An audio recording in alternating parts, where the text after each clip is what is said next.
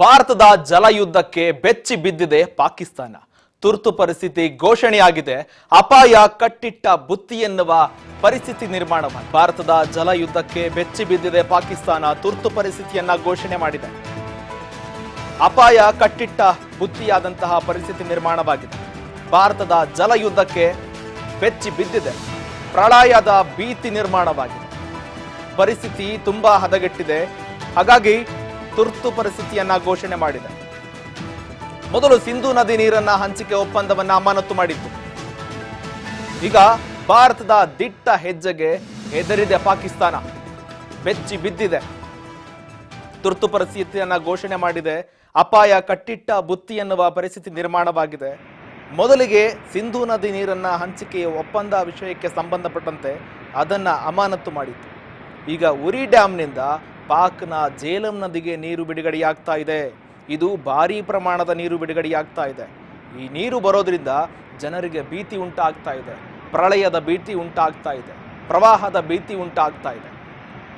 ಆತಂಕ ಪಡುವ ಸನ್ನಿವೇಶ ನಿರ್ಮಾಣವಾಗಿದೆ. ಹಾಗಾಗಿ ತುರ್ತು ಪರಿಸ್ಥಿತಿಯ ಘೋಷಣೆಯನ್ನ ಮಾಡಿದ್ದಾರೆ. ತುಂಬಾ ಹದಗೆಡ್ತಾ ಇದೆ ಪರಿಸ್ಥಿತಿ. ಈಗಾಗಲೇ ಇದೇ ವಿಚಾರಕ್ಕೆ ಸಂಬಂಧಪಟ್ಟಂತೆ ಒಂದು ಕಡೆಯಲ್ಲಿ ಸಿಂಧೂ ನದಿ ನೀರನ್ನ ಆ ಕಡೆಗೆ ಬಂದ್ ಮಾಡಿದ್ರೆ ಈ ಕಡೆಗೆ ಜೇಲಂ ನದಿ ಮೂಲಕವಾಗಿ ನೀರನ್ನು ಹರಿಸಲಾಗ್ತಾ ಇದೆ.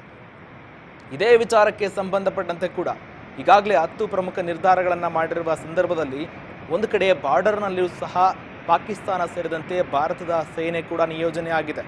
ಈಗ ಕಾಶ್ಮೀರ ಮಾರ್ಗವಾಗಿ ಪಾಕಿಸ್ತಾನಕ್ಕೆ ಹರಿತಾ ಇದೆ ಈ ಜೇಲಂ ನದಿ ನೀರು.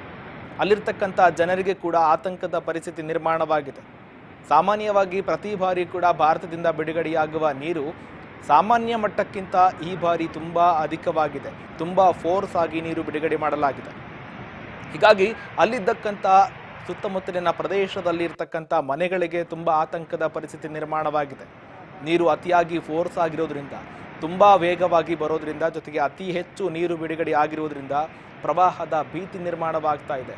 ಅಲ್ಲಿರ್ತಕ್ಕಂಥ ಮನೆಗಳು ಸೇರಿದಂತೆ ವಾಹನಗಳು ಎಲ್ಲವೂ ಕೂಡ ನೀರಿನಲ್ಲಿ ಮುಳುಗಡೆಯಾಗುವ ಎಲ್ಲ ವಾತಾವರಣ ನಿರ್ಮಾಣವಾಗ್ತಾ ಇದೆ. ಒಂದು ರೀತಿಯಾಗಿ ಜಲದ ಮೂಲಕವಾಗಿ ಭಾರತ ಈ ಮೂಲಕವಾಗಿ ಯುದ್ಧದ ಅಸ್ತ್ರವನ್ನಾಗಿ ನೀರನ್ನು ಬಳಕೆ ಮಾಡಿಕೊಳ್ಳುತ್ತಾ ಇದೆ.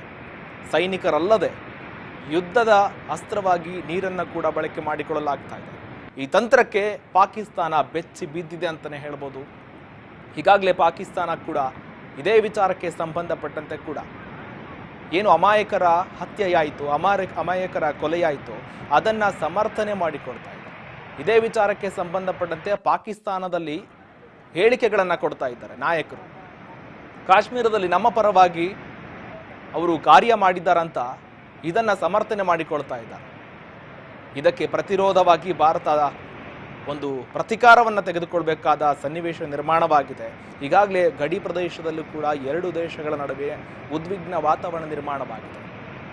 ಈಗ ಜೇಲಂ ನದಿ ನೀರಿಗೆ ಕೂಡ ಒಂದು ಕಂಟಕವಾಗಿದೆ.